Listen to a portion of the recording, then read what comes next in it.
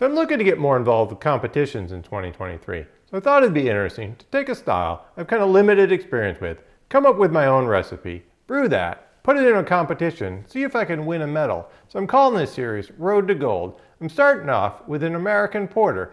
Well, stick around and see how I formulate the recipe for the American Porter.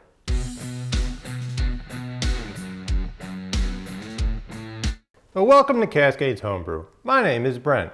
So one thing I'd kind of dislike about brewing videos on YouTube is when the brewer breaks the video up 2 to 3 sessions. Maybe one about the recipe, one about the brew day, and then finally you get to the evaluation.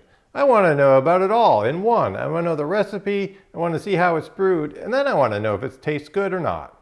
Well, I'm going to break my rule in this one, and this one's just going to focus on recipe creation. So as I mentioned, I want to get more involved with competitions. I thought an American Porter would be a good style to focus on. Come up with a recipe, try to win a medal or two. And hopefully if this works out, this will be a series where I pick up styles in the future. I'm dubbing this one Road to Gold. Although really, if I just get a bronze or silver, I'll probably be happy. So I created a video a while back on my channel. It's about finding recipes. If you looked at that video, you might think all I do is go out and search for existing recipes and then brew them. Well, I do have a reasonable amount of experience with coming up with my own recipes, or at least taking recipes and tweaking them to my preferences. So I also put out another video that talked about what to expect from homebrew competitions, showing some of my experience. Well, I think one of my key points for that video, if you want to do well on competitions, is you really need to start with a recipe on brew day. So I see people reaching out on forums. They brewed a good beer, and then they're asking for advice on what style it should go into. Well, I really think to do well in competitions, you need to start before the brew day. You really need to focus on a recipe. For good or bad, competitions are very style-based. If I take the same beer, I enter it as a brown ale, and I enter it as an imperial stout, well, I will expect to get quite different results, different scores, and different feedback. That's just the way competitions run. So in this case, I'm specifically creating a recipe that I think will do well in a competition as an American Porter. So I'll admit, I might be cheating a little bit here. So I do have a reasonable amount of experience brewing porters over the years. I actually had an English porter in a competition, was that last year, that won a gold medal. Some of the feedback from me and from the judges was maybe it was a little too roasty for an English porter. Well, instead of just taking that recipe and doing a couple minor tweaks and calling it an American Porter, well, I went ahead and started from scratch with a brand new recipe. There's very little overlap actually between the two recipes. But if I do look back at what that English porter recipe, some of the key stats, this was a 5.5 gallon batch. Original gravity on that one was 1049 with a final gravity of 1013. That gave it an ABV of 4.7%. The bitterness on it was 28 IBUs and the color was also 28 SRM. The grain bill for that one was very English based. Had 74% of Maris Otter, 10% of a brown malt, 10% of an English crystal malt, 40 to 50 Levibond, 6% of a chocolate malt, 450 Levibond. So I was shooting for all English malts. It ended up being all of them ended up coming from crisp malting. For the hops on this one, I'll typically use kind of a generic bittering hop. I don't think it really makes too much difference, especially with a hoppy beer or a roasty beer. So this one was a small amount of Warrior to give 23 IBUs at the start of the boil, and then a little bit of EKG to give some flavor at 10 minutes into the boil. So EKG is one of my favorite hops for an English style. I just really like it's got a little bit of a floral that kind of counteracts some of this, that earthy and spicy character that goes well in English style beers.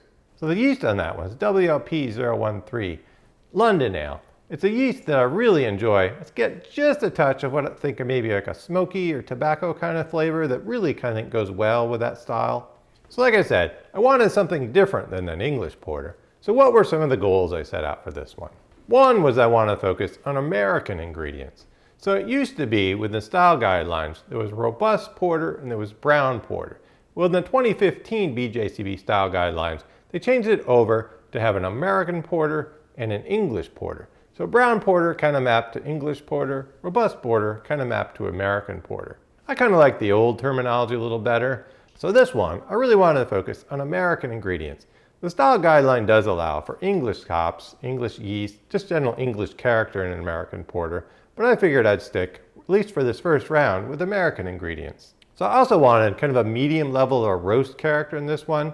I tend to think there's kind of this spectrum between brown ales, porters, stouts, and then there's maybe a little difference between English porters and American porters. Historically, a stout was more of just a robust porter, a stout porter. So I think there's some American porters that really lean into what I think clearly is a stout character. So I didn't want that. I really wanted more of a roast character, to me that reminded me kind of like a medium roast coffee. Not that really dark acrid that you get like from a Starbucks coffee or that you may find in a stout. I know my definition of stout and porter may differ for some others, may differ for yours as well. I also wanted more of a roasty character than I associate with some of the English porters. When we get to the grain bill, you'll see I didn't include any brown malt like I had in English porter. For this one, I really want to lean on chocolate malt and some black malt to give that roasty character and the dark color. So I also wanted an American level of hoppiness, IBUs, and also ABV. A lot of the mantra with American beers is more is better. And that's true with a lot of, say, American pale ales, American stouts, and American porters. Compared to the English one, it's kind of a ramped up version. It's got more roasty characters, it's got more hops, it's got maybe Americanish hops, but it's also got some more ABV. So I'm looking for a decent level of IBUs, bitterness, to kind of fit into the range of the style, and also just a little bit of some American hop character in there as well.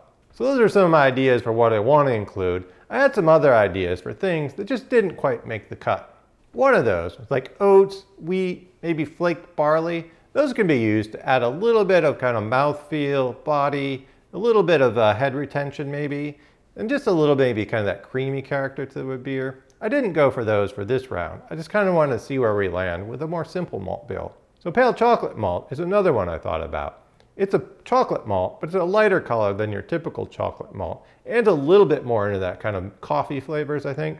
So I've used pale chocolate malt in the past, and I've liked it, but I haven't used it in several years. So I wasn't quite sure how to include it or how it would fit in the other malts, so I didn't include it for this recipe. Some of the debittered roasted malts I also thought about as well. There are a couple popular versions, like the Wireman Carafa Special, and also Black Prince from Brew. I just don't have experience with those, so I wasn't quite sure how to include them. There's also some more unique specialty malts that I didn't include, but I thought about. Some of those may include, like, say, Golden Naked Oats, maybe like a roasted wheat, like a Midnight Wheat, or maybe something like the Special Roast from Brew. So all those different malts that I talk about are things that could have been included, and maybe I'll include them in a future iteration, but we'll see how the first batch turns out. Alright, so I had some general ideas, so it's time to do some research. So I looked at some of the award-winning recipes, I tracked down some clone recipes, I was trying to get a feel for what are some of the common malts that people are using in American porters. So one thing I found with the style guideline change back in 2015, it's a little bit hard to separate out what stuff was for robust porters, brown porters, American porters, English porters. I also found there's just not a lot of current stuff written about porters. It seems to be a style that's just not very popular these days. And maybe just because it's not changing that much, people don't feel compelled to write about it more. So with the details on this one, I kind of figured for a base malt, I'd go with an American two-row. A lot of them you'll use, say, an English pale malt, a Maris Otter type malt, but I figured going with an American two-row would be a good neutral base. So I kind of figured I'd be in that 72-76% of the grist bill. So then to complement the American two-row, to add a little bit of grain complexity, fill out some of that middle, I wanted some Munich malt in there. I kind of figured I'd probably want around 10% of the recipe to be a Munich malt. And I think crystal malt is pretty important, especially in that medium, somewhere in that 40, maybe 80 Levabon crystal malt, probably in around the 8% of the range, just to give a little bit of that sweetness, kind of balance out some of the roast character. And then we look at the dark malts. I was thinking I wanted both chocolate malt and black malt, but a higher percentage of the chocolate malt. So in my view, chocolate malt doesn't really give chocolatey characters, but it gives that medium roast character that I like. Especially an American chocolate malt that's in that kind of medium level of level bond. Some of the English chocolate malts can be up over 500 level bond, where a lot of the American ones are more in the 350 level bond scale. And then I want a little bit of black malt. I think it adds that color and a little bit of roast character into the beer. So I think that'll be my core grain bill. And those would be my kind of rough percentages. We'll work them out exactly when we get into the recipe software. So for the hops on this, I wanted to lean into American hops. Nothing too mild and too stand out, but some classic hops. So for bittering, I'm looking for maybe something like a Columbus. I may use Warrior because that's what I have on hand. So for the flavor on this one, I was looking at maybe Cascades or Willamette. Both are hops that are pretty classic American. I ended up going for the Willamette. I think that's a good hop that kind of bridges that gap between sort of the earthy English style hops and maybe some of the citrusy American hops. For the yeast on this one, there's lots of options, but I went with the classic American yeast, US-05, just kind of a Chico strain. So I like to think that yeast is kind of a neutral. It has a little bit of body left, leaves a little bit of sweetness, but not really a lot of esters that stand out. I do think an English yeast strain would be fine. If I was looking for an English yeast strain, I'd want something with decent attenuation. I don't think American porters are really heavy and sweet and cloying. So some of the targets on this one, I'm thinking original gravity around 1060. I think that level gives you enough level of kind of sweetness, body, and ABV. So then I'm thinking the ABV somewhere around 6%. To get that, I would need a final gravity about 1014. So for the bitterness, I'm looking somewhere around 40 IBUs. The color on this one, I'm looking around 30 SRM. So both of those are going to put me pretty good in the style guidelines for American Porter. And the bitterness on that one is a good step above the English Porter, with the color just a touch a little darker. All right, well, let's move over to the computer and take a look at the recipe in BeerSmith. So here we are at the computer looking at BeerSmith Web and the recipe. I've already jumped ahead a little bit. So this isn't going to be a tutorial on using BeerSmith Web to create some recipes, but I did want to take a quick look at the recipe and to look a little bit what my process is for creating a recipe. So again, this one's already filled out. So my first step would be to go in, select my equipment profile, kind of for the batch size that I want. So note, this one's a 2.5 gallon batch. I also selected a 30-minute boil on this one.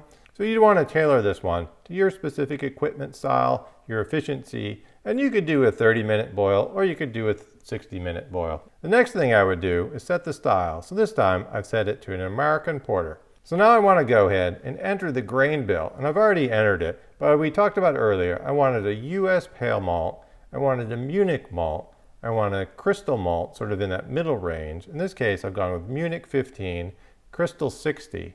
And then I said I wanted the chocolate malt and the black patent malt with a little more percentage of chocolate malt. So once I've entered those, what I normally would do would be go in and set the percentage for each of them. So I usually go in and add, say, 1 pound of each, and then I go ahead and adjust the percentages to about where I want them to be. With those set in place, then I would go in, and I'm not sure why one is over on the top and one's at the bottom, but I could click this Adjust Gravity button. So that would let me hone in on the target gravity that I want. I mentioned I wanted about 1060, so that's where the recipe is set up. So now I've got my malts in there with the percentages kind of in the range that I wanted.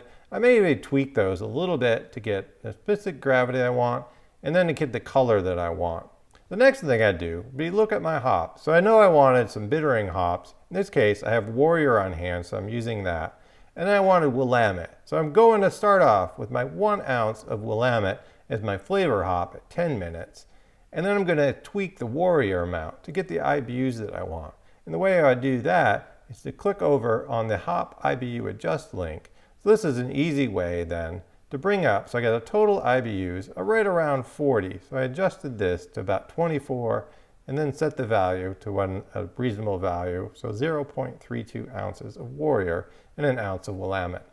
So I go ahead and add my yeast. In this case, like I was saying, Safal American US-05. It's a good choice, and I've got a pack of that on hand. So the next thing I may want to do is tweak my mash profile. So in this case, single infusion, 154 degrees Fahrenheit. So that'll help me target in my ABV value that I want. I'm kegging this one, and then I can set in a fermentation schedule. Now for me, this is a fairly typical fermentation schedule. So I'll start it at kind of a cooler, say 66 degrees Fahrenheit. And then as fermentation starts to slow, I may boost it up, say 5 or 6 degrees to help get the attenuation that I want. So with the core of the recipe added in, next thing I would do would just switch over to the water.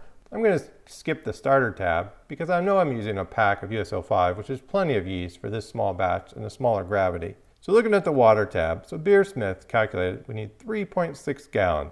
So I went ahead and entered that here, 3.6 gallons, using my tap water profile. So if you're using distilled water, RO water, some spring water, or your own tap water, you'd need to start with your own profile. So with that, then I'm looking at the final profile. And I know I want to build up the calcium a little bit. My base rather has about 30 ppm. Looking, say 60, 70, it would be a good range. So I'm adding some calcium salts, some both gypsum, calcium chloride, So the combination of those will build up my sulfate and my chloride close to that 1.0 balance ratio, which is what I'm looking for. You can, with BeerSmith, go in and match a profile and kind of automatically calculate it. I don't use that feature. I think it just comes up a little bit too granular. I think if you're getting into water chemistry, you should probably understand a little bit of what you want to do. And then you don't have to worry about, micrograms of salt additions or hitting ppms down to 1/10 of a degree. So now I've got my grain, I've got my water, and I got kind of my water profile. We switch over to the mash tab. Now I've already set my mash profile, so I don't need to change that here. One thing I'm looking at this tab is looking at for the pH adjustments. So BeerSmith is a little bit awkward. Basically, it's using one of two models. I found the MPH model fits me a little bit closer. BW, that's the Brew and Water model.